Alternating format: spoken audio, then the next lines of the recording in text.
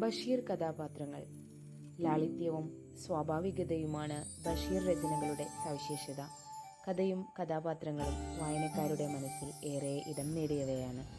വായിച്ചറിഞ്ഞ ചില കഥാപാത്രങ്ങളുടെ ആവിഷ്കരണം എമർജിംഗ് ബഡ്സിലെ കുരുന്നുമക്കളിലൂടെ. ൻ്റുപ്പൂപ്പാക്കൊരു ആനയുണ്ടാർന്ന്.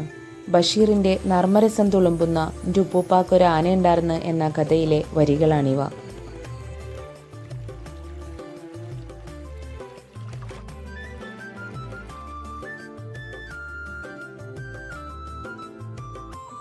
പാത്തുമ്മ.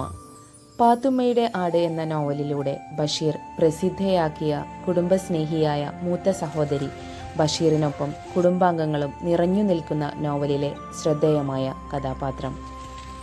മജീദും സുഹ്റയും. ബാല്യകാലസഖി എന്ന നോവലിലെ നായകനും നായികയും.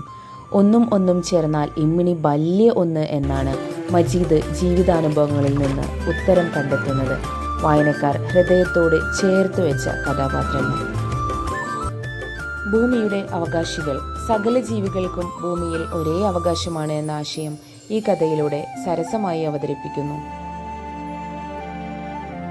മതിലുകൾ എന്ന നോവലിലെ നാരായണി എന്ന കഥാപാത്രം. ജയിലിൽ വെച്ചുണ്ടായ ബഷീറിന്റെ പ്രണയാനുഭവങ്ങളാണ് നോവലിന്റെ അടിസ്ഥാനം. ഞങ്ങളുടെ ഈ കുഞ്ഞു പരിശ്രമത്തിൽ ഒപ്പം ചേർന്ന എല്ലാവർക്കും നിറഞ്ഞ സന്തോഷങ്ങൾ.